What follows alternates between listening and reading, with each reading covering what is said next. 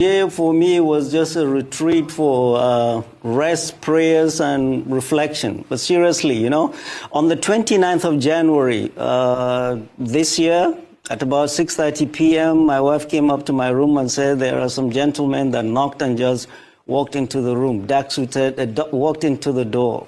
They want to see me. They said I'm expecting them. I came downstairs in my jalabia, no hat, and flip-flop. And they said they are from the EFCC. They've come to take me to the EFCC. I said, guys, you haven't even introduced yourselves. So they just brought out their badge and said, oh, they're EFCC. Show me arrest warrant. Oh, we don't need that, sir. Okay? Allow me to go upstairs, change. They blocked me. They didn't let me. Allow my wife to go upstairs and bring me some change of clothing. They refused. We went outside. As we went outside, their bus was waiting outside. The driver was sitting. The engine was running.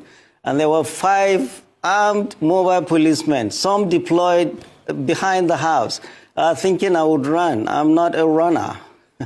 So we went in, and I was sandwiched between an armed Mopol and a young operative. And they were high-fiving themselves as if they had captured notorious Kachalla Bello Turji. We went to the EFCC, went to the office of their boss, and he handed me a bunch of papers. What are these? These are your charges. Well, I don't need the charges if I don't have my lawyer here.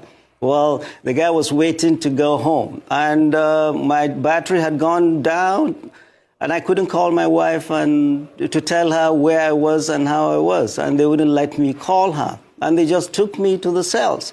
Nobody had told me whether I was going to stay, why I was there, how long I was going to be there. They just took me around the building to the cells. Entered the cells. Well, a lot of them were youth. They recognized me from the previous brouhahas in Nigeria. And they came up to me wishing me good luck and best wishes. I had serious headache because, remember, I had fasted for over 14 hours by then. I hadn't eaten or drunk anything.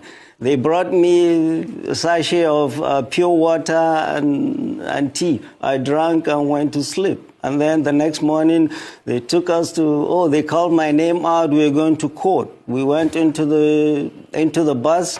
Well, when we came out of the building, they had placed their official photographer to be taking photographs of me without a hat, in jalabia, in flip-flop. That was when I realized these guys are up to no good. All they're interested is to demean me, dehumanize me, and weaken my spirit. They don't know who they're dealing with.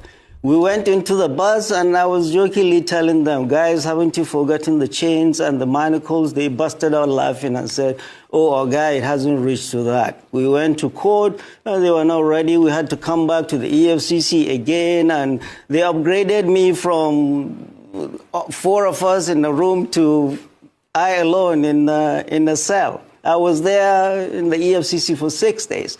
After that, I was arraigned in court, and then the judge did not give me bail. Her reason, well, she had a cold. I was put back to Kuje. I was in Kuje for 24 days. Denial of bail 2.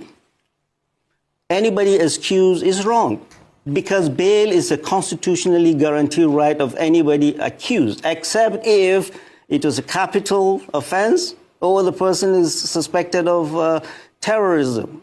Mine was neither of those. I was denied bail deliberately by this government to shake me up. And I was put in Kuje for 6 days and 24 days in EFCC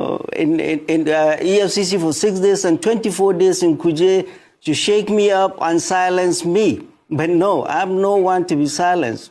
In Kuje prison, I wrote my experiences and told this government that 6 days in Kuje and 24 days in 6 days in EFCC and 24 days in Kuje will not silence me. The whole purpose is President Bola Ahmed Tinubu's government trying to silence any dissent to his government. And this coming from a president who was an Adeko activist himself, who fought the military, who ran across the border and ran away from the military. And when he came back, he never gave neither Jonathan, nor Obasanjo, Not even Buhari, he never gave them peace. He was criticizing them. Criticizing a government in a democracy is a legitimate right of every citizen. And President Bola Ahmed Tinubu is trying to stifle dissent in this country and is trying to make this country a one-party dictatorial state. We are not going to let that happen. We'll continue to speak up. We'll continue to raise our voices because silence in the face of evil is itself evil.